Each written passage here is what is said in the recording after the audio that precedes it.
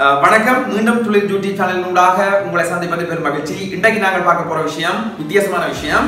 அதேபோல நீங்கள் அறிந்திராத ஒரு விஷயமாகவும் இருக்கக்கூடும். பிறக்கிற குழந்தை ஆனா பெண்ணா என்பதை தீர்மானிக்கிறது கடவுள் தான் என்று நீங்கள் நினைச்சு கொண்டிருப்பீங்க. அது போய் அப்படி இல்லை. ஆண்கள்ல இருக்கக்கூடிய அதாவது தந்தையில இருக்கக்கூடிய ஒரு நிறமூர்த்தம் தான் பிறக்கிற குழந்தை ஆனா பெண்ணா என்பதை தீர்மானிக்கிறது. அது சம்பந்தமான விஷயங்களை தான் இன்றைக்கு உங்களுக்கு தர இருக்கிறேன். இது சம்பந்தமான விஷயங்களை அறிந்து கொள்ள வேண்டும் என்றால் ஸ்கிப் செய்யாமல் முழுவதுமாக இந்த வீடியோஸை அவதானிச்சு கொள்ளுங்க. இதே போன்று தொடர்ச்சியாக விஞ்ஞான காணொலிகளை பெற்றுக்கொள்ள வேண்டும் என்றால் துளிர் யூடியூப் சேனலினை சப்ஸ்கிரைப் செய்து கொள்ளுங்கள். இனி நாங்கள் விடயங்களுக்குள்ள உள்ளுக்குள்ள வருவோம். 6, 5, 4, 3, 2, 1, 0. தரம் 6 தொடக்கம் 11 வரையான விஞ்ஞான வினாத்தாள்களையும் காணொளிகளையும் பெற்றுக்கொள்வதற்கு துளிர் முகநூல் பக்கத்தினை லைக் ஷேர் செய்வதுடன் துளிர் யூடியூப் சேனலினை சப்ஸ்கிரைப் செய்யுங்கள். மண்ணில் பிறக்கும் ஒவ்வொரு குழந்தையும் தாயின் வயிற்றில் 10 மாதங்கள் இருந்த பின்னர் தான் பூமியில் அவதரிக்கிறது. என்ன பெரிய 10 மாசம் கஷ்டப்பட்ட?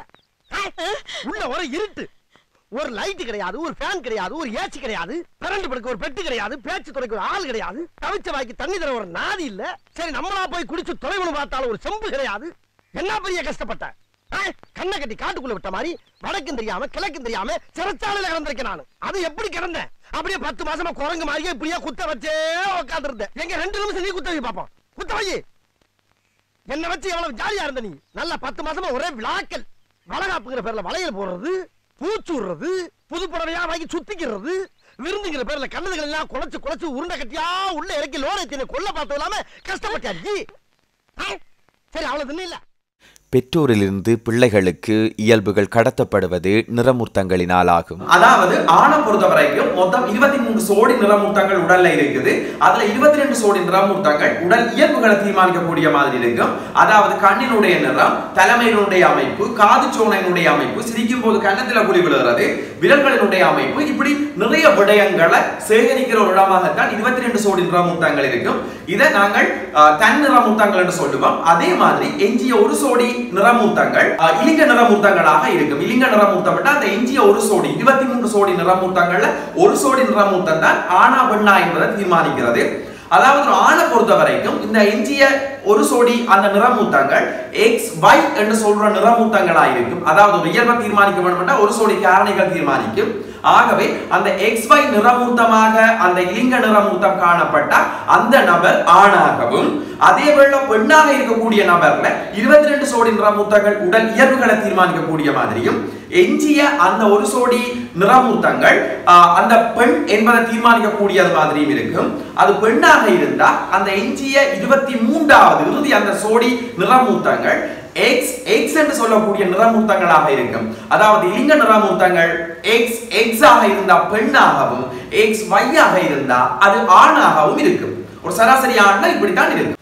சராசரி ஆணில எக்ஸ் ஒய் நிறமூர்த்தம் இருக்கும். அதே போன்று எக்ஸ் எக்ஸ் நிறமூர்த்தத்தை பெண் கொண்டிருப்பார். இப்ப அடுத்ததாக புணரி உருவாக்கம் நடக்கும். புணரி உருவாக்கம் என்றது பெண்ணில இருந்து சூழ் உருவாகிறது. பெண் இனப்பெருக்க தொகுதியில பெண்ணில இருந்து சூழ் உருவாகிறது.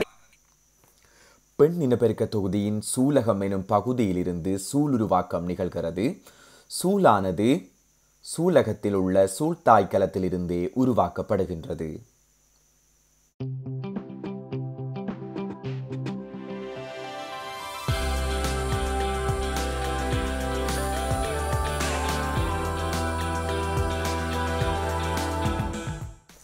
ஒரு பெண்ணின் பிறப்பிலிருந்தே அவளது சூலகத்தில் காணப்படும் முதலான புடைப்புகள் பருவவயதின் பின்னர் கிராஃபியன் புடைப்புகளாக விருத்தியடைந்து சூழ்கொள்ளலின் போது சூழ் விடுவித்தல் நிகழ்கிறது.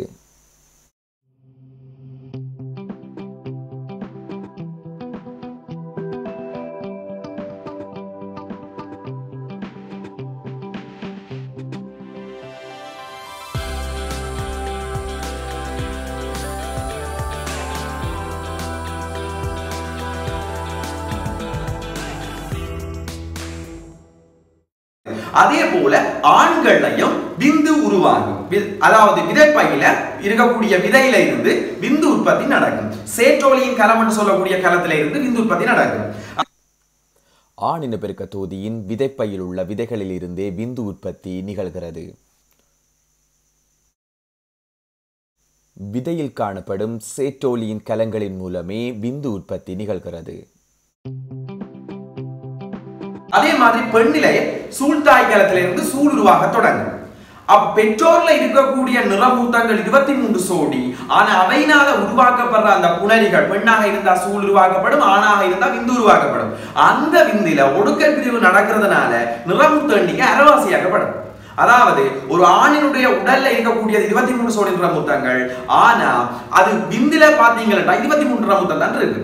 அதே மாதிரி பெண்ணை பொறுத்த வரைக்கும் 23 சோடி நிறமூர்த்தங்கள் உடல்ல இருந்தாலும் அந்த பெண்ணினால உருவாக்கப்படுற சூழில 23 நிறமூர்த்தங்கள் மட்டும்தான் இருக்கு.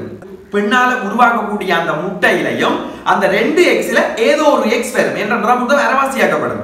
இந்த சூழ் உருவாக்கத்துல நிறமூர்த்த எண்ணிக்கை அரைவாசியாக்கப்படும். அதனால எக்ஸ் எக்ஸ் என்று சொல்லக்கூடிய அந்த 2 நிறமூர்த்தத்துல ஒரு நிறமூர்த்தமாகிய எக்ஸ் பெண்ணினுடைய சூழுக்கு வரும், அதாவது முட்டைக்கு வரும்.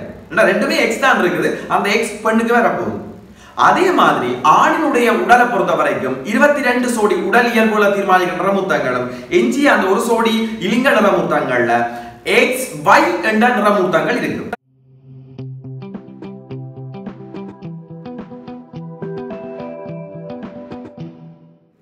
இதுல ஒடுக்கல் பிரிவு நடக்கிறதுனால எழுமாற்றாக 2 இயல்புகள்ல ஏதோ ஒரு இயல்பு தான் விந்துக்கு கடத்தப்படும்.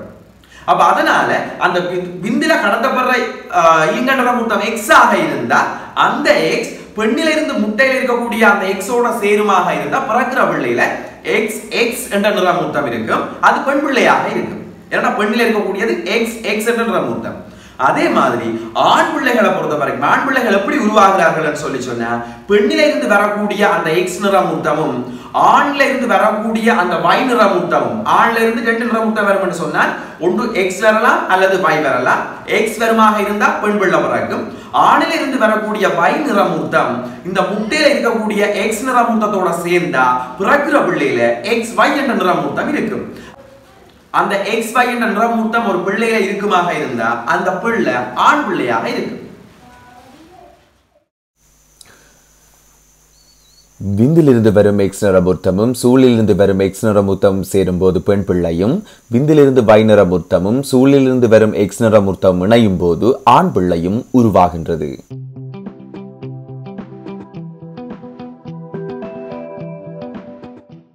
இதனை சற்று விளக்கமாக பார்ப்போம். நீங்கள் பார்க்கும் காணொளியில் ஆணில் உள்ள XY நிறமூர்த்தமும் பெண்ணில் உள்ள XX நிறமூர்த்தமும் காட்டப்படுகின்றது. சூழில் X நிறமூர்த்தம் மாத்திரமே காணப்படும். நிறையுடலி பெண்ணில் XX என்ற நிறமூர்த்தமும் அவளினால் உருவாக்கப்படும் சூழில் X நிறமூர்த்தம் மாத்திரமே காணப்படும். அதே போன்று ஆணில் உருவாக்கப்படும் விந்தில் X நிறமூர்த்தம் காணப்படலாம் அல்லது Y நிறமூர்த்தம் காணப்படலாம்.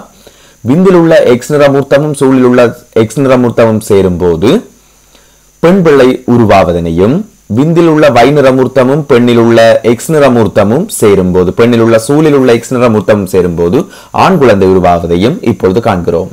இப்ப இந்த ஆண் குழந்தை பெண் குழந்தை உருவாக செயல்முறையை கொஞ்சம் விளக்கமா நாங்கள் பார்ப்போம்.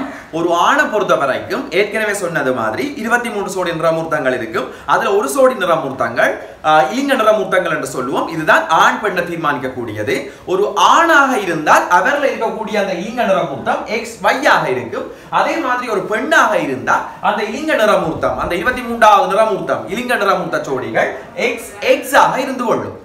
அப்போ ஒரு நிறமூர்த்தத்துல இலிங்க நிறமூர்த்தத்தை பார்க்கல அதுல 2 எக்ஸ் இருந்தா அது பெண் பிள்ளையாக இருக்கும். அதே மாதிரி XY என்ற அந்த ஒரு சோடி நிறமூர்த்தங்கள் இருந்தா அது ஆண் பிள்ளையாக இருக்கும்.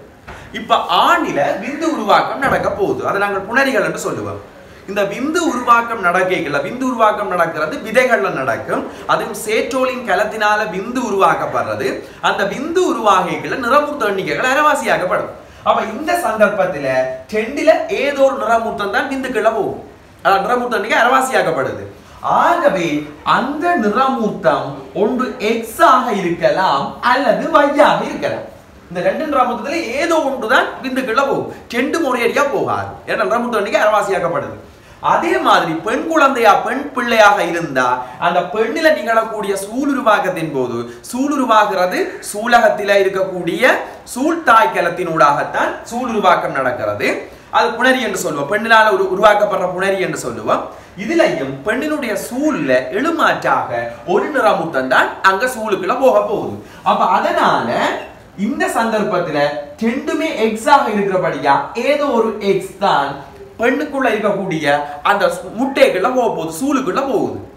இப்ப இனப்பெருக்க செயல்முறை நடக்குது. இனப்பெருக்க செயல்முறையின் போது இந்த புணரிகள் இணைந்து கொள்ளும், விந்தும் சூழும் இணைகிற போதுதான் புதிதாக ஒரு குழந்தை பிறக்க ஆரம்பிக்கும். இப்போது ஆண் பெருக்க தொகுதியில் உள்ள ஆண்குறியினால் பெண் ஜோனி பகுதியில் விந்து விடுவிக்கப்படுகின்றது. இந்த விந்துக்கள் சுக்கில பாய்மத்தில் நீந்தியவாறு பலோப்பியன் குழாயை நோக்கி நகருவதை இப்பொழுது காணொளியூடாக பார்த்து கொண்டிருக்கின்றீர்கள்.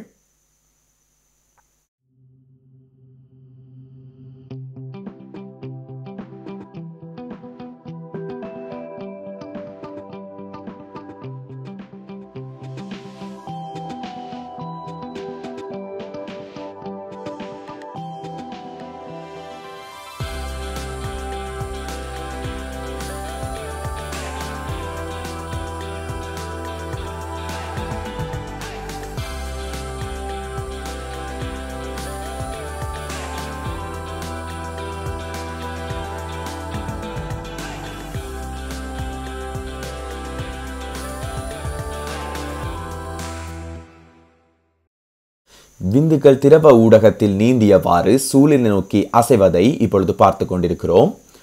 சூழினுடைய சுவரில் மோதி அதில் ஒரு விந்து மாத்திரமே கருக்கட்டலுக்கு உள்ளாகின்றது.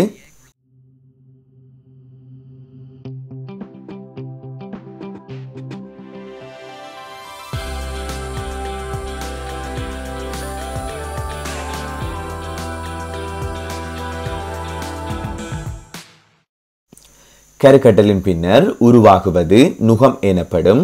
நுகம் இளையுறு பிரிவுக்குள்ளாகி அதிலிருந்து முசுபுரு தோற்றமடையும். முசுபுரு விருத்தியடைந்து முளையம் உருவாகும்.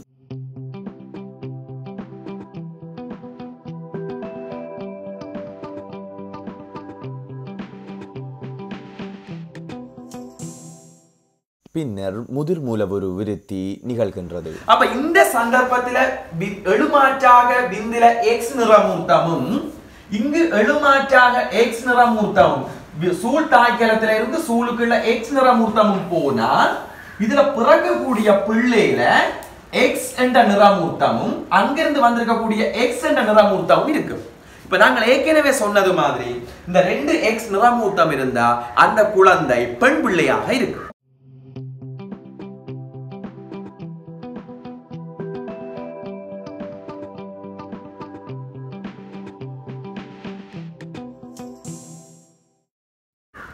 அதே மாதிரி இந்த விந்தில எழுமாற்றாக Y என்ற நிறமூர்த்தம் போகிற சந்தர்ப்பத்தில இங்க இருந்து எழுமாற்றாக X என்ற நிறமூர்த்தம் வந்தா பிறக்கிற குழந்தையில XY என்ற நிறமூர்த்தம் இருக்கு. ஆகவே இந்த XY என்ற நிறமூர்த்தம் இருந்தா அது ஆண் குழந்தையாக இருக்கு.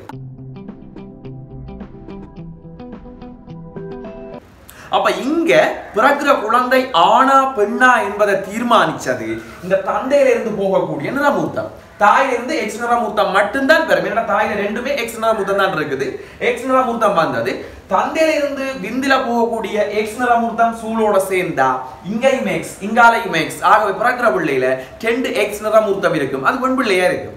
அதே மாதிரி தாயிலிருந்து வரக்கூடிய சூழ்ல இருக்கக்கூடிய எக்ஸ் நிறமூர்த்தமும் தந்தையிலிருந்து வரக்கூடிய அந்த Y நிறமூர்த்தமும் சேர்ந்தா பிறக்கிற பிள்ளை ஆண் பிள்ளையாக பிறக்கும். அப்ப இங்க தீர்மானிக்கிறது இந்த விந்தினூடாக பயணிக்கக்கூடிய நிறமூர்த்தம் மாத்திரம்தான். இது எக்ஸ் பயணிக்குமாக இருந்தா பெண் குழந்தை பிறக்கும், இங்க Y பயணிக்குமாக இருந்தா ஆண் குழந்தை பிறக்கும். அப்ப இது கடவுளால தீர்மானிக்கப்படுறது கிடையாது. அந்த சந்தர்ப்பத்தில் நடக்கக்கூடிய ஒடுக்க பிரிவினாலதான் இதுல ஏற்படக்கூடிய அந்த எக்ஸ் நிறமூர்த்தங்கள் இந்த கிள்ள போகும். அதுதான் தீர்மானிச்சு கொள்ளும். இதுதான் காணொளி. சில பேர் வீடுகள்ல பேசக்கூடிய நிலைமை இருக்கும். ஒரு பெண் பிள்ளை பிறந்தாலும் ஆண் பிள்ளை பிறந்தாலும் இதுக்கு காரணம் அம்மா தான் காரணம் என்று சொல்லியும் தந்தைகள் பேசுவதை அவதானிச்சிருப்பீங்க. ஆனா இப்ப உங்களுக்கு தெரிய வரும் ஒரு ஆண் பிள்ளை பிறக்குதா பெண் பிள்ளை பிறக்குதான்றதை தீர்மானிக்கிறது தந்தையில விந்தில போகக்கூடிய அந்த நிறமூர்த்தம் தான். இது போன்ற தொடர்ச்சியான காணொளிகளை பெற்றுக் கொள்வதற்கு அந்த துளிர் யூடியூப் சேனலை சப்ஸ்கிரைப் செய்து கொள்ளுங்கள். மீண்டும் ஒரு காணொலியூடாக சந்திக்கும் வரை விடைபெற்றுக் கொள்ளும் நான் என்றும் உங்கள் ஆசிரியர். இது போன்ற தொடர்ச்சியான காணொளிகளை பெற்றுக் கொள்வதற்கு அந்த துளிர் யூடியூப் சேனலினை சப்ஸ்கிரைப் செய்து கொள்ளுங்கள். மீண்டும் ஒரு காணொலியூடாக சந்திக்கும் வரை விடைபெற்றுக் கொள்ளும் நான் என்றும் உங்கள் ஆசிரியர் எஸ் ரவிச்சந்திரன். நன்றி, வணக்கம்.